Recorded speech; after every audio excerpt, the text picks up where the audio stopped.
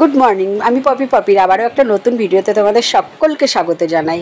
পপির simple লাইফে তোমাদের নতুন একটা ভিডিও নিয়ে এসেছি। আজ হচ্ছে সোমবার, আর সোমবার সকালটা শুরু হয়েছে খুব ভালোভাবে, কারণ এই যে আমার বাবা এসেছে।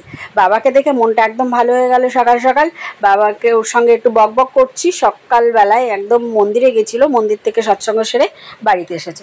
শরীর তো খুব একটা ভালো না, এখন একটু অনেকটাই ভালো আছে। আসলো, তা আমি আবার একটু প্রেশারটা মেপে দিই, দেখছি কেমন থাকে না থাকে। প্রেশারটা বাবার বরাবরই লো প্রেশার, মানে খুবই লো। প্রেশারটা মেপে দেখলাম ভীষণই লো। তো যাই হোক, তোমরা যারা এতক্ষণ আমার এই সঙ্গে রয়েছো, আমার এই ভিডিও দেখছো, যারা আমার পাশে রয়েছো, তাদেরকে অসংখ্য ধন্যবাদ এবং অনেক অনেক ভালোবাসা। নতুনভাবে পথ চলা শুরু করেছি, আশা করব তোমাদেরকে একটু ভালো ভালো ভিডিও উপহার দিতে। বাজছে এখন 9:30। দাসবাবু আজকে বেরোবে, অনেক দিন পর একটু বেরোবে আজকে।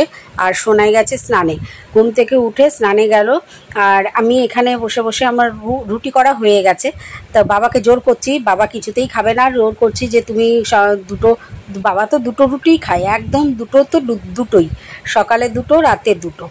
তো দুটো রুটি অনেক জোর করার পরে তারপরে খেয়েছে। এই যে এখন চলে যাবে। নাতনিকে একটু ভালোবাসা হচ্ছে। নাতনি এমনি তো সবসময় আছে, কিন্তু প্রণাম করলে এটা উপরি পাওনা। দাদুকে প্রণাম করে উপরি পাওনা পেলো। দেখে মনে হয় না সাইকেলটা পুরনো তো, সেই বলছে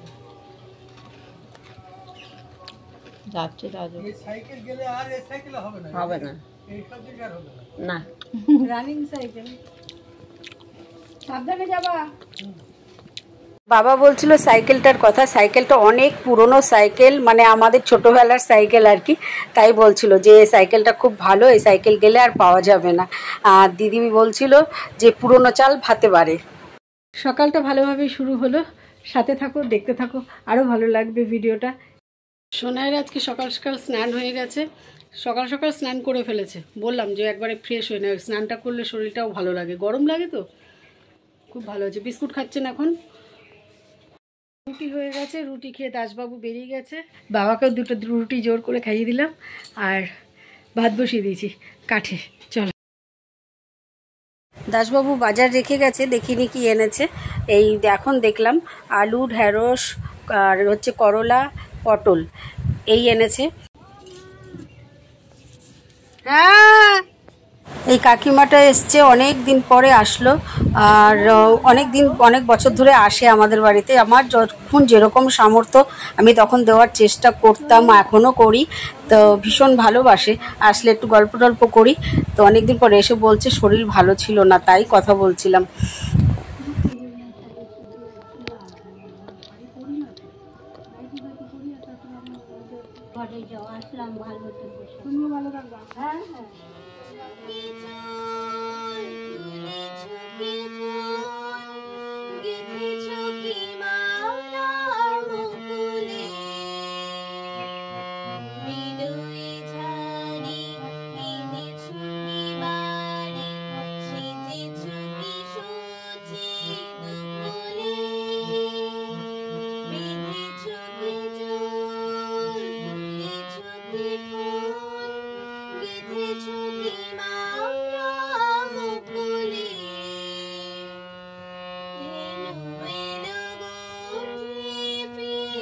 রান্না বসিয়ে দিয়েছি।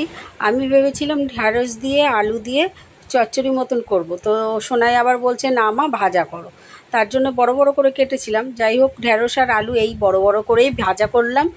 আর আম ডাল করেছি, আর পটল ভাজা করেছি, আর উচ্ছে শুক্তো করেছি। এই হচ্ছে আজকের মেনু। তো রান্না বসিয়ে দিয়েছি। রান্না বসিয়ে একটু সে দেখো কত বড় বড় করে ঢ্যাঁড়স কেটেছি। চচ্চড়ির জন্য এইভাবেই কাটে, আর আমি এইভাবেই কেটেছি। তো ঠিক আছে, এটাকেই ভেজে দেবো। তো চলো, রান্না বসিয়ে দিয়ে এখানে দই পাতি। রোজ আমার ঘরে দই পাততে হয়, গরমকালে রোজ দই পেতে, গরুর দুধের দই বাড়িতে পাতি। 500 করে দুধ নিই। আর এই যে দুধের মালাইটাকে আমি তুলে রাখি। দেখো দুধের মালাইটা কি সুন্দর হয়েছে, তোমাদেরকে আজকে শেয়ার করছি। কোনোদিন হয় না, শেয়ার করতে পারি না। এই দেখো মালাইটা, দেখো এই মালাইটাকে আমি তুলে রেখে তারপরে দুধটা, মানে দইটা পাতি। কি ভালো লাগছে না, একদম দুধের আসল যে ক্রিমটা, সেই ক্রিমটাই তুলে রেখে দিলাম। এটা দিয়ে দেখি জমিয়ে রাখি, এটা জ্বালিয়ে ঘি করব আর কি। তো এইভাবে আমি অনেক জমিয়ে রাখতে পারি। এগুলোকেও এখন ফ্রিজে রেখে দেবো, ফ্রিজে স্টোর করে রাখি, বেশ ভালো লাগে, অরিজিনাল বাটার একদম। যাই হোক, ভীষণ, আর আমাদের যে দুধটা দেয় না, ভীষণ ভালো দুধ দেয়, একদম পুরো গাঢ় দুধ। এই দেখো সেই দুধটা এবার আমি এই বাটির মধ্যে দই পেতে দই বসিয়ে দেবো, বসিয়ে দিয়ে ব্যাস, রোজ দই লাগে আমাদের। তোমাদের দাসবাবু দই ছাড়া একদম চলে না, আর সেই কারণে রোজ কিনি না, আমরা বাড়িতেই পাতি। তো ঠিক আছে, চলো দেখতে থাকো, আশা করি ভিডিওটা ভীষণ ভালো লাগবে। এতক্ষণ যে বা যারা আমার সঙ্গে রয়েছে তাদেরকে অনেক অনেক ভালোবাসা, আর এইভাবে পপিকে সাপোর্ট করো, পপির পাশে থেকো। তোমরা তো সকলেই জানো পপি আবার নতুন করে পথ চলা শুরু করবে, তোমাদের সাপোর্ট ভীষণভাবে পপির দরকার। কেউ কিন্তু ভুলে যেও না সাবস্ক্রাইব করতে, একদম ঝটপট করে সাবস্ক্রাইব করে দাও, আর পটাং পটাং করে বেল আইকনটা বাজিয়ে দাও। কি বলো তো, এটা তো কোনো পয়সা লাগে না, একটা সাবস্ক্রাইব করতে কি খুব কষ্ট হয়ে যায় বলো? কোনো পয়সা লাগে না, কিছু না, একটা সাবস্ক্রাইব করলে যদি কারোর ভালো হয় কি আছে। ঠিক আছে চলো, কোনো ব্যাপার না, একটু বেশি কথা বলে ফেললাম। কটা বাজে বলো তো? এখন 12টা বেজে গেছে অলরেডি। তো কি করব বলো, দেরি হয়ে গেছে একটু। আর ওই যে বললাম সকাল থেকেই মাইন্ডটা ঠিক হয়ে রয়েছে, আজকে ভীষণ ভালো লাগছে। অনেক দিন পর কিন্তু বাবা আসলো, বাবার শরীরটা খুব খারাপ ছিল, তো অনেক দিন পরই আজকে আসলো, আমি তো ভাবতে পারিনি। যাই হোক, আমাদের মন্দিরে গেছিলো, সৎসঙ্গ ছিল। মন্দির হচ্ছে আমাদের বাড়ির থেকে বেশি দূর না, কিন্তু আমাদের ওই বাড়ি থেকে, মানে বাপের বাড়ি থেকে অনেকটাই দূর। তো এসেছে, এসে বাবা আমাদের সঙ্গে দেখা না করে যেতে পারে, তাই আমাদের সঙ্গে দেখা করে গেল। যাওয়ার সময় জামাইয়ের সঙ্গে দোকানে দেখা করে গেছে, আর এখন আমার সাথে দেখা করে গেল, নাতনিকে দেখে গেল। তো মনটা সত্যি ভীষণ ভালো লাগছে।